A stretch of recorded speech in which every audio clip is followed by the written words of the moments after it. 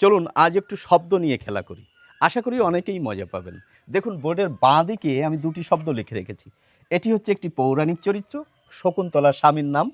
আর এটি হচ্ছে একটি সবজির নাম, আমরা যেটিকে কুমড়া বলি, তার সংস্কৃত নাম। তো এই শব্দটির একটি বিশেষ উচ্চারণ রয়েছে, যেটি আমরা অনেকেই জানি না, জানেন তো?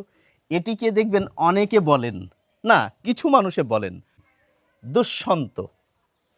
আবার এটিকে কিছু মানুষে বলেন কুষ্মাণ্ড। এবার ব্যাপারটি হচ্ছে, আমরা তো এই ধরনের উচ্চারণ খুব শুনি না। সেই জন্য আমরা মনে করি কি, যে ভদ্রলোক এই দুষ্যন্ত বলছেন বা কুষ্মাণ্ড বলছেন, তিনি হয়তো ভুল বলছেন। কিন্তু ব্যাকরণ উচ্চারণ যে বিধি বাংলার, সেখানে কিন্তু বোঝা যাবে যে এটিই ঠিক, এটিই ঠিক। এবার আমরা জানিয়ে রাখি এর প্রচলিত উচ্চারণটা কি, যেটি বেশিরভাগ মানুষে আমরা বলে থাকি। এটিকে আমরা বলে থাকি দুষ্মন্ত, আর এটিকে বলে থাকি কুষ্মাণ্ড। কিন্তু কিছু মানুষ দুষ্যন্ত বলেন, কিছু মানুষ কুষ্মাণ্ড বলেন। কেন বলেন একটু জেনে নিই। এই একটি শব্দ আমি লিখছি আপনাদের সামনে, তাহলেই বিষয়টি পরিষ্কার হয়ে যাবে। প দয় ম। আমরা কিন্তু কিছু মানুষ বাদ দিয়ে প্রত্যেকেই প্রায় বলে থাকি এটি হচ্ছে পদ্ম। সংস্কৃত বা হিন্দি উচ্চারণের কথা বলছি না, আমি বাংলা উচ্চারণের কথা বলছি। এটিকে আমরা বলে থাকি পদ্ম। তো কেন এটি হয়ে গেল? আমাদের তো বলা উচিত ছিল পদ্ম, কিন্তু পদ্ম কেন বলছি? এর কারণ হচ্ছে এই, ম ফলা যদি শব্দের প্রথমে, মাঝে অথবা শেষে থাকে, কিছু ব্যতিক্রম বাদ দিয়ে প্রতিটা ক্ষেত্রেই ম ফলা ব্যানিশ হয়ে যায়। তার বদলে কি হয় বলুন তো? ম ফলাটি যার সঙ্গে যুক্ত থাকে সেটি দ্বিত্ব হয়। এখানে সেটি ঘটেছে।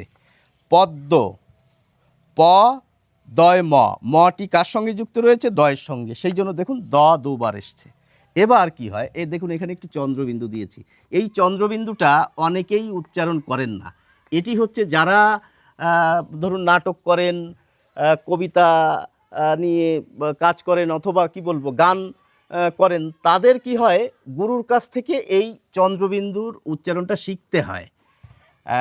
মানে আমি বলতে চাইছি এটি হচ্ছে চেষ্টাকৃত উচ্চারণ। সাধারণ মানুষ, শিক্ষিত বাঙালি এই চন্দ্রবিন্দুর উচ্চারণ করেন না।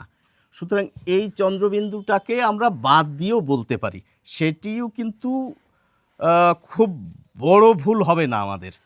তো আমরা দুষ্মন্ত বলি বেশিরভাগ মানুষ, কিছু মানুষ দুষ্যন্ত বলেন, সেটি ভুল নয়। কুষ্মাণ্ড বেশিরভাগ মানুষ বলি, কুষ্মাণ্ড বললেও ভুল নয়। আমি মুখে বললে কি আপনি মানবেন? মানতে হবে না আমাকে। দেখুন এই যে সংসদ বাংলা উচ্চারণ অভিধান, সুভাষ ভট্টাচার্যের লেখা, তো এখানে আপনারা এই উচ্চারণটি পাবেন। এবং আরেকটু চমকও রয়েছে, জানেন তো? কি লেখা রয়েছে আমি আপনাদের একবার বলি, তাহলে চমকে যাবেন।